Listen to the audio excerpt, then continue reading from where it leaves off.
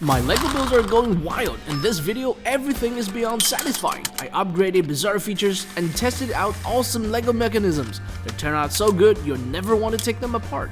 Let's start with this LEGO Magma Cube. The official set shows in slices, but honestly, that's not too exciting. So here is a bigger Magma Cube built with 7 layers, just like in the game. The wild part is that when you lift it up, the layers separate, and you can make it bounce in a super satisfying way. Next, let's make a piston in Minecraft, because the real idea is to use it for a ship flicker. Place it horizontally behind the ship, and you can test the meme with Legos. Then let's turn it into automation by linking the piston to LEGO Technic parts we've made crankshafts. I mounted the ship onto an axle that slightly rotates. Finally, I made 6 ship flickers and they could move synchronously. In addition, let's make it run steadily by adding a LEGO motor to the crankshafts. In this way, the ship flickers work out fine just like in the game, and the sheep return to their starting position and loop automatically. Okay, I think I'm banned from LEGO Minecraft sets from now on. This is a LEGO shock absorber. It took some force to pull it apart, but I got a compact LEGO spring out of it. I used that to build a fidget like a ballpoint pen, except I needed a trick to lock it in place. Then I made this small add-on and attached it to the pen so it can spin. With a few cheese slopes, I created a unique angle so when you press it down, it locks in position and only releases with another push. You won't believe what this LEGO gear and chain can do. Normally, when you spin the gear, the chain only moves one way, unless you reverse the spin. But I built a system that breaks this rule. When I turn the gear, the chain actually moves backwards and starts rotating around the gear. And with a LEGO motor attached, it runs even smoother. It's like the chain magically changes direction on command. Besides the awesome mechanisms, I've got a super satisfying build to show you. I've always loved spring-loaded shooters, so I built a Shooting Machine Pro Max, using every shooter I've got. Then I designed a handle with a slope on it, which works as the trigger. I would insert it from the right side. Let's load it up with ammo. My hope is that they will fire one by one for a really satisfying effect. Will that work? Let's test it out.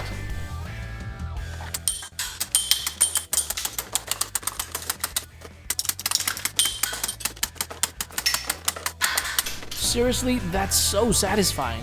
Next, we'll be testing your luck, because we're building a working LEGO slot machine. On this roulette, the goal is to hit 3 stars. I turned it into a rotating wheel, and I needed a way to spin it. So I built a handle and mounted the wheel to a spinning mechanism. That way, different options show up every time you take a chance. To make it more realistic, I even designed my own stickers. With the build finished and only 1 slot left visible, it's time to test your luck.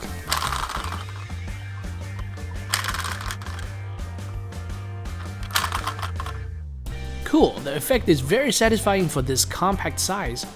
This looked like a slice of Swiss cheese, but we're not building a cheese, but something pretty precise just like a Swiss watch. I used some bizarre LEGO Technic parts and made this critical piece that linked everything together. This is a counter. With every flick, it rotates 1/8 of a full circle. Next, I built a classic magic trick with LEGO. This is a magic box for the long brick we've just made. By adding some regular bricks, I turned it into a box with a slot for the brick. Now, I'm breaking this brick into pieces, even though it's hard plastic.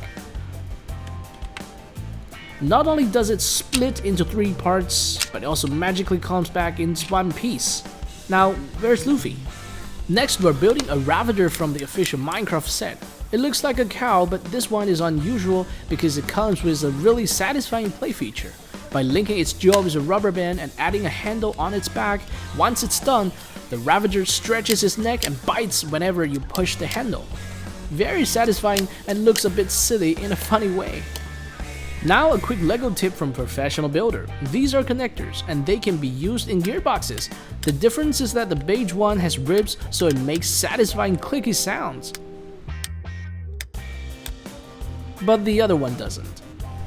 Next up, I built a Piranha plant from the Mario games. Just hide it inside the pipe, then press the lever on the back to reveal it.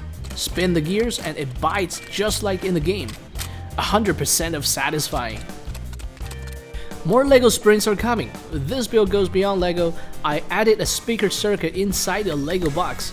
With a spring, a coin piece, and a cap with a question mark, we've got a Lego question block. And the best part is when you press it, it makes the exact sound.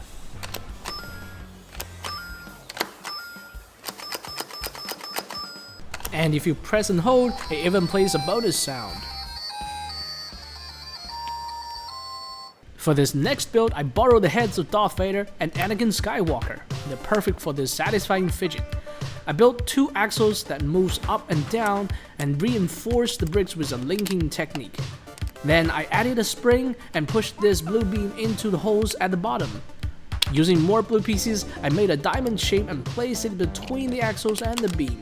Once it's squeezed in position with the heads as the buttons, I've got a Clicky fidget that works just like a toggle switch. The next build is just as satisfying.